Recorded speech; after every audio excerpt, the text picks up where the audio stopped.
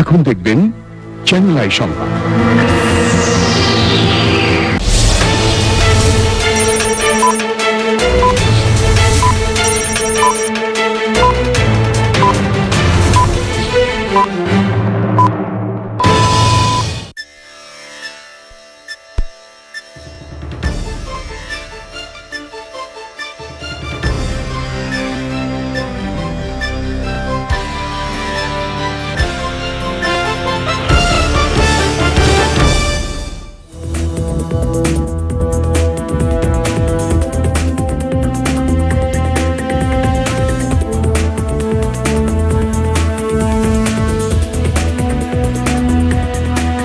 আসসালামু আলাইকুম, সবাইকে আমন্ত্রণ জানাচ্ছি চ্যানেল আই সংবাদে। আপনাদের সাথে আছি আমি সঞ্জিদা ইসলাম তাহা। সংবাদের শুরুতেই জানিয়ে দিচ্ছি ফ্রেশ সংবাদ শিরোনামগুলো। মাতারবাড়ি ও পায়রার মতো উত্তরাঞ্চলেও বিদ্যুতের বড় হাব গড়ে তোলার প্রক্রিয়া, সারা দেশে শিল্প কারখানা স্থাপনের উদ্যোগ। ইসি, বিচার বিভাগ ও প্রশাসন গণতন্ত্র ধ্বংসে কাজ করছে অভিযোগ বিএনপির, সেনা ও আইন শৃঙ্খলা বাহিনীকে নিরপেক্ষ থাকার আহ্বান। এবং রংপুর ৬ আসনে প্রচারে ব্যস্ত প্রার্থীরা, পরিবেশ ভালো দাবি করে জয়ের প্রত্যয় ও সুষ্ঠু নির্বাচনের দাবি আওয়ামী লীগ ও বিএনপি প্রার্থীর।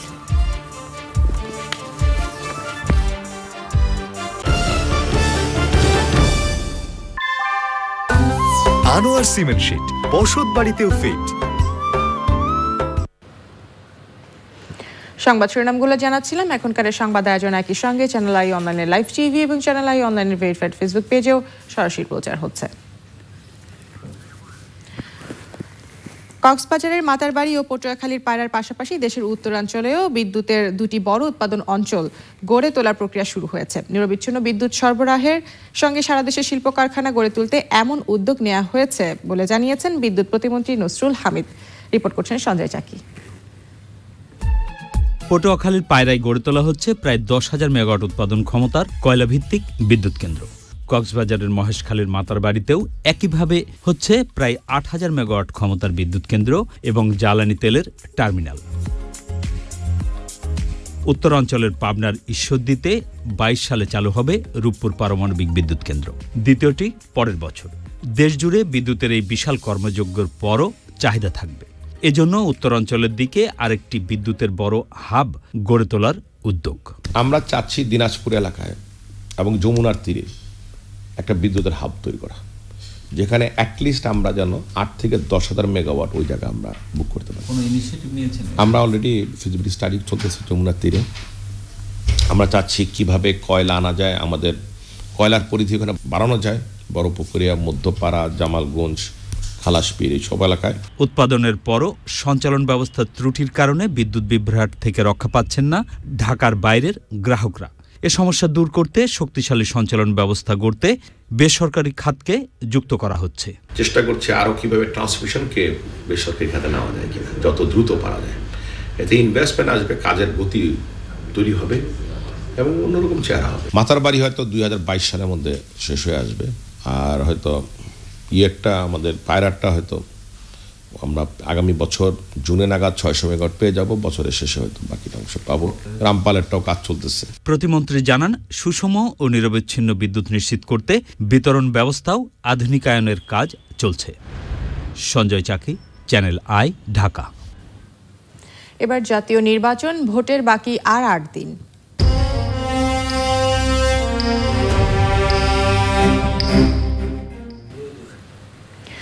বিএনপি মহাসচিব মির্জা ফখরুল ইসলাম আলমগীর বলেছেন, নির্বাচন কমিশন ও বিচার বিভাগ ও প্রশাসন দেশের গণতন্ত্রকে ধ্বংসের জন্য একজোট হয়ে কাজ করছে। বিএনপি চেয়ারপারসনের গুলশান কার্যালয়ে ব্রিফিংয়ে তিনি বলেন, প্রশাসনে নির্বাচন কমিশনের নিয়ন্ত্রণ নেই। বিএনপির কিছু প্রার্থীকে নির্বাচন কমিশন বৈধ ঘোষণা করলেও হাইকোর্ট অবৈধ বলে রায় দিয়েছে। সেনাবাহিনীর প্রতি এখনও আস্থা আছে উল্লেখ করে পুলিশ, বিজিবি সহ সব বাহিনীকে নিরপেক্ষ ভূমিকা পালনের আহ্বান জানান বিএনপি মহাসচিব।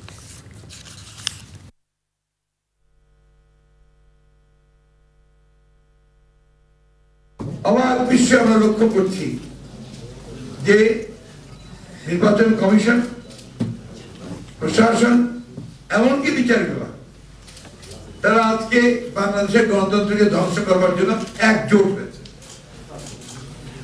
এটা আমাদের কাছে শুধু বিস্ময়কর নয়, অত্যন্ত আতঙ্কের। আমরা এই কথাগুলো বলছি অত্যন্ত দায়িত্ব নিয়ে বলছি।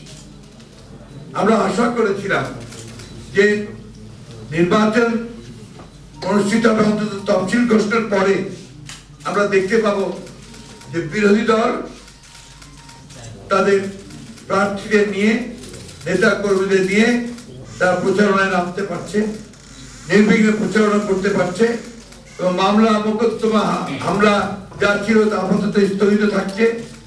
বিচার বিভাগ আমাদের কাছে মনে হয়েছে একদম উদ্দেশ্যমূলক ভাবে আমাদের প্রার্থীদেরকে বাতিল করছে।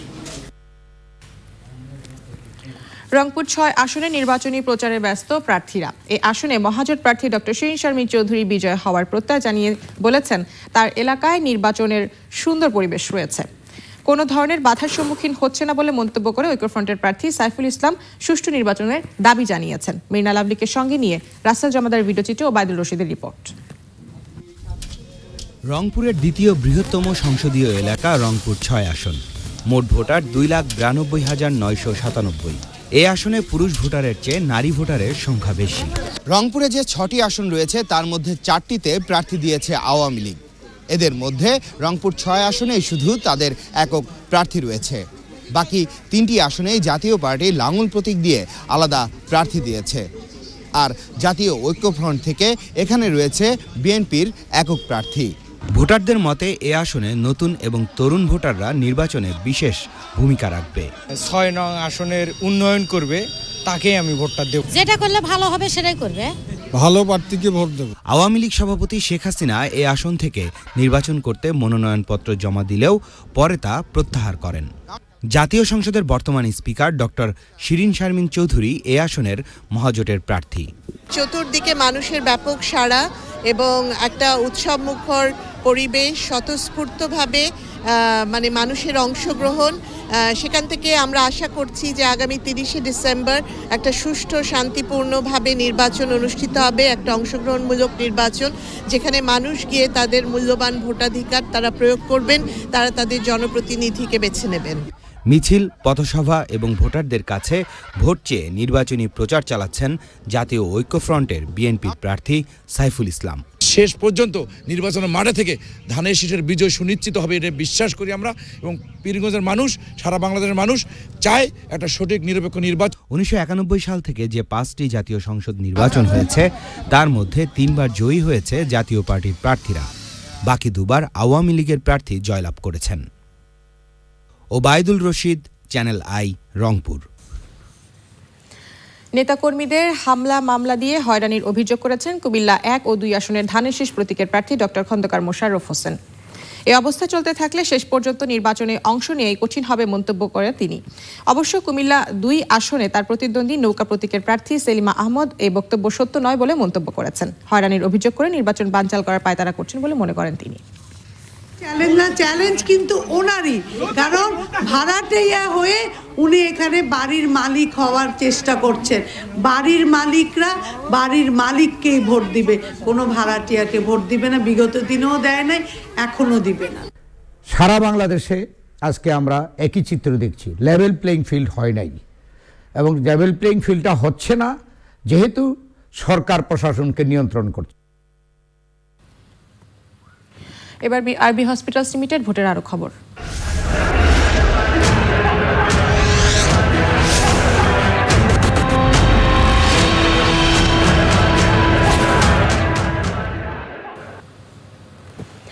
একাদশ জাতীয় সংসদ নির্বাচনে চট্টগ্রাম 10 আসনে প্রচারের মাঠে রয়েছেন 8 জন প্রার্থী। তবে মূল প্রতিদ্বন্দ্বিতা হবে আওয়ামী লীগ ও বিএনপির 2 হেভিওয়েট প্রার্থীর মধ্যে। আওয়ামী লীগ উন্নয়নকে সামনে রেখে বিজয়ের ব্যাপারে আশাবাদী হলেও হামলা মামলায় প্রচারণা বাধাগ্রস্ত হচ্ছে অভিযোগ বিএনপির। চট্টগ্রাম থেকে চৌধুরী ফরিদের পাঠানো তথ্য ভিডিও চিত্রে মোশাহিদ রনির রিপোর্ট। চট্টগ্রামে প্রচার প্রচারণার শুরু থেকে প্রতিদ্বন্দ্বী প্রার্থীদের সমর্থকদের মধ্যে সংঘর্ষের ঘটনা ঘটেই চলছে। বিজয় দিবসের দিন বিএনপি আওয়ামী লীগের মধ্যে সংঘাতের কারণ হিসেবে আওয়ামী লীগকে দায়ী করছে বিএনপি। তাদের অভিযোগ হামলা মামলা এবং ধরপাকড়ের মাধ্যমে ব্যাহত হচ্ছে প্রচারণা। যদি জনসাধারণের দিক থেকে বিচার করি তাহলে ব্যাপকভাবে জনগণের সাড়া আছে এবং তারা চোখের ইশারায় আমাকে বলে দিচ্ছে যে ভোট কেন্দ্রে গিয়ে আমরা ধানের শীষে ভোট প্রদান করব, আপনি চিন্তা করবেন না। এমনকি অনেকে বলছে আপনার বাসা থেকে বের হওয়ার দরকার নাই। আওয়ামী লীগ প্রার্থী বলছেন গত 10 বছরের উন্নয়নের জন্যই জনগণ তাকে ভোট দিয়ে জয়যুক্ত করবে। শেখ হাসিনার উন্নয়নের ধারা অব্যাহত রাখার জন্য এই এলাকার মানুষ নৌকার জয় সুনিশ্চিত, এরা তারা মনের দিক থেকে তারা সিদ্ধান্ত নিয়েছে বলে আমি মনে করি। একটি সুষ্ঠু ভোটের মাধ্যমে নিজেদের পছন্দের প্রার্থীকে বেছে নেবে জনগণ, এমনটাই প্রত্যাশা আসনটির ভোটারদের। মুশাহিদ রনি, চ্যানেল আই। গোপালগঞ্জের 3টি আসনেই জোরেশোরে চলছে নির্বাচনী প্রচারণা। উঠান বৈঠক, সভা সমাবেশ ও গণসংযোগ করছে আওয়ামী লীগ, তবে মাঠে নেই বিএনপি। প্রার্থীদের পক্ষে নেই কোনো মাইকিং ও প্রচারণা। গোপালগঞ্জ থেকে আসাদুজ্জামান বাবুলের পাঠন তথ্য ভিডিওচিত্রে সাদি ওমর রিপোর্ট। গোপালগঞ্জ জেলায় 5টি উপজেলা নিয়ে 3টি সংসদীয় আসন। বিগত সব নির্বাচনে এই 3টি আসন থেকে আওয়ামী লীগের হেভিওয়েট প্রার্থীরা সংসদ সদস্য নির্বাচিত হয়ে আসছেন। এবারও ওই 3টি আসনে লড়ছেন আওয়ামী লীগের হেভিওয়েট প্রার্থীরা। এর মধ্যে গোপালগঞ্জ 2 আসন থেকে টানা 7 বার নির্বাচিত আওয়ামী লীগ মনোনীত প্রার্থী শেখ ফজলুল করিম সেলিম। তার কাছে ভোটারদের প্রত্যাশাও অনেক। শিক্ষা সেক্টর, তারপরে উন্নয়নমূলক কাজে, শিল্প উন্নয়নমূলক কাজে সব জায়গাতে যেন প্রবৃদ্ধিটা সমানভাবে হয়। গোপালগঞ্জের যে ধরনের উন্নয়ন আমরা পেয়েছি, এই ধারাটা যাতে আগামীতে আবারও অব্যাহত থাকে এই আশাবাদ রাখছি। পৃথিবীর জন্য এই সরকার যতটুকু আপন হয়েছে বা যতটুকু করছে স্কেল টেস্কেলের ব্যাপারে, এটা কোনো সরকারের আমলে আমরা পাইনি। পদ্মা সেতু সহ এই সরকারের চলমান উন্নয়নের দ্বারা অব্যাহত রাখতে এই সরকারকে ব্যবসায়ীদের পক্ষ থেকে পুনরায় দেখতে চাই। ভোটারদের প্রত্যাশা পূরণে আবারও নৌকা মার্কায় ভোট চাইলেন আওয়ামী লীগ প্রার্থী শেখ ফজলুল করিম সেলিম। যোগাযোগ ব্যবস্থার উন্নতি হয়েছে, 100% বিদ্যুৎ উৎপাদন হয়েছে, সমস্ত কিছু বন্ধ করতে সম্ভব হয়েছে। হত্যা, খুন, ষড়যন্ত্র, রাজনীতি এবং আইনের শাসন যে প্রতিষ্ঠা করছে, আমি আশা করি দেশবাসী এটাকে অত্যন্ত গুরুত্বের সাথে বিবেচনা করে আগামী নির্বাচনেও এই ধারাকে অব্যাহত রাখার জন্য শেখ হাসিনা নেতৃত্বে আপনার স্বাধীনতার সেই শহীদের রক্তের প্রতি শ্রদ্ধা দেখিয়ে এই ধারাকে বজায় রাখবে। গোপালগঞ্জের 3টি আসনে মোট ভোটার 2,46,000। এর মধ্যে নারী ভোটার 1,21,109 জন এবং পুরুষ ভোটার 1,25,066 জন। Sadia Omar, channel I. রাজনৈতিক দলগুলোর প্রতি আহ্বান জানিয়ে নির্বাচন কমিশনার কবিতা খানম বলেছেন, নারী ও সংখ্যালঘু জনগোষ্ঠীর ভোটাধিকার নিশ্চিত করতে হবে। সে সময় তিনি নির্বাচন কমিশন এবং প্রশাসনকে নারীদের ভোটাধিকার সংরক্ষণে একই নির্দেশনা দেন। খুলনা ইউএনডিপি, ইউএন ওমেন এবং নির্বাচন কমিশনের আয়োজনে নির্বাচনের নারীর নিরাপদ অংশগ্রহণ ও সুরক্ষা নিশ্চিতকরণে সচেতনতামূলক আলোচনায় প্রধান অতিথির বক্তৃতা করেন।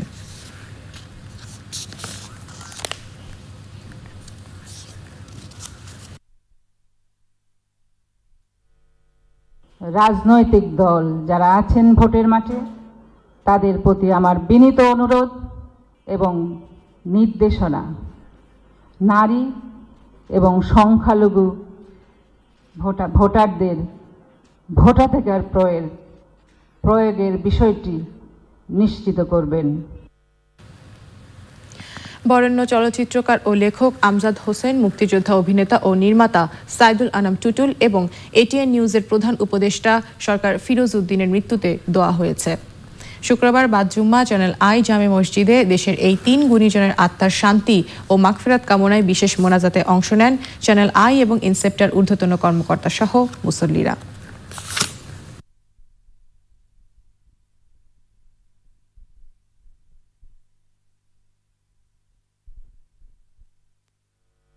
এটিএন নিউজের উপদেষ্টা সরকার ফিরোজ, চলচ্চিত্র পরিচালক আমজাদ হোসেন এবং চলচ্চিত্র পরিচালক সাইদুল আলম টুটুলের রুহের মাগফিরাতের জন্য দোয়া হবে এবং আগামীকাল 2:30 মিনিটে আমজাদ হোসেনের নামাজের জানাজা চ্যানেল আই প্রাঙ্গণে হবে। আপনাদের সবাই দাওয়াত।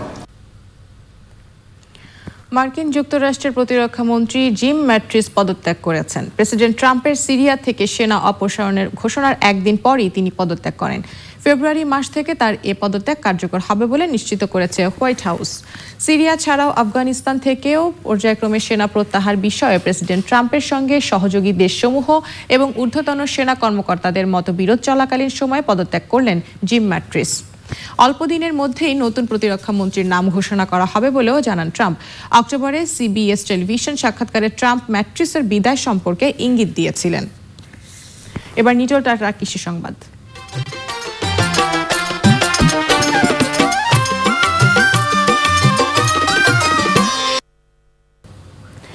এবছর আলু চাষে আগ্রহ হারিয়ে ফেলেছেন কৃষক। পরপর 2 বছর অতিবৃষ্টিতে ফলন বিপর্যয় হওয়ায় তাদের মধ্যে হতাশা তৈরি হয়েছে।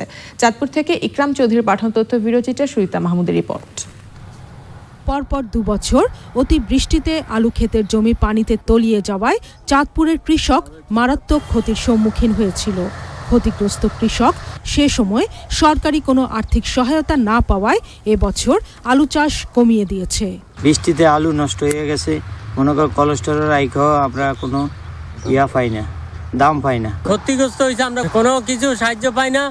এরপরে কোলেস্টেরল আমরা কোনো দাম পাই না। সরকার যাই কিছু দিছে, কে পাইছে বা না পাইছে আমরা কিচ্ছুই জানি না। আমরা যাগো ক্ষতিগ্রস্ত হয়েছি, এরা কিচ্ছুই আমরা পাই না। এবার আলু চাষের লক্ষ্যমাত্রা গত বছরের চেয়ে 2000 হেক্টর জমি কমিয়ে আনা হয়েছে।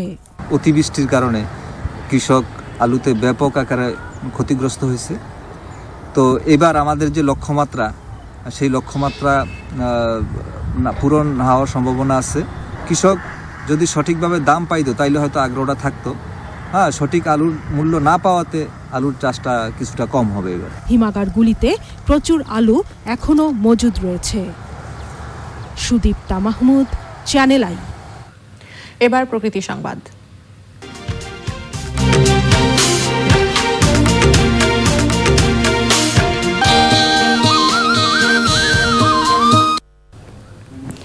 ব্যাপক সবুজায়নের কারণে বদলে গেছে পদ্মা সেতুর জাজিরা প্রান্তের চিত্র। বৃক্ষরাজির কারণে এলাকায় এখন ছায়া ঘেরা পরিবেশ। এখানে বিভিন্ন প্রায় উদ্ভিদ ও প্রাণীর অভয়ারণ্য গড়ে তোলার সম্ভাবনার কথা বলছে বন বিভাগ। এস এম মুজিবুর রহমানকে সঙ্গে নিয়ে জাহিদুজ্জামানের রিপোর্ট।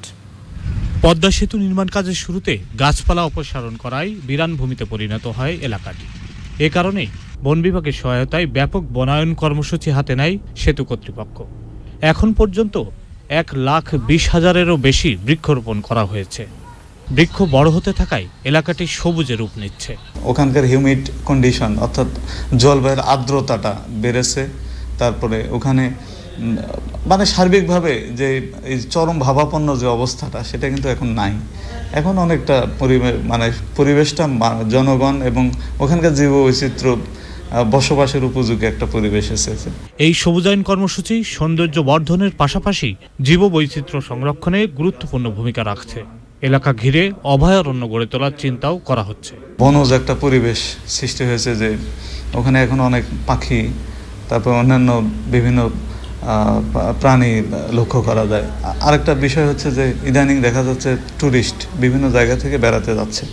তো ট্যুরিস্টদের কথা এবং বন্যপ্রাণী এবং ওখানকার বন পাখি সব মিলে যদি আমরা চিন্তা করি, তাহলে দেখা যাচ্ছে যে এখানে একটা অভয়ারণ্য করার যথেষ্ট সুযোগ আছে, এবং করলে এটা আমাদের দেশ সবাই আমরা উপকৃত হব। পাশাপাশি জীববৈচিত্র্য সংরক্ষণে আরও এক ধাপ আগানো সম্ভব হবে। পদ্মা সেতুকে ঘিরে বিশাল এলাকার এই সবুজ বেষ্টনী জলবায়ু পরিবর্তনের প্রভাব মোকাবেলায়ও গুরুত্বপূর্ণ ভূমিকা রাখবে বলে মনে করছে বন বিভাগ। Zahiduzzaman, channel I, Dhaka. এবার শোক সংবাদ। চ্যানেল আইয়ের বার্তা কক্ষ সম্পাদক আলিম আল রাজির মা জেবুন্নেসা জামান ইন্তেকাল করেছেন। ইন্না লিল্লাহি ওয়া ইন্না ইলাইহি রাজিউন। তার বয়স হয়েছিল 62 বছর। রাজধানীর বারডেম হাসপাতালে চিকিৎসাধীন অবস্থায় তিনি শেষ নিঃশ্বাস ত্যাগ করেন। তিনি দীর্ঘদিন ধরে কিডনি জটিলতা সহ নানা রোগে ভুগছিলেন। এবার থাকছে খেলার খবর।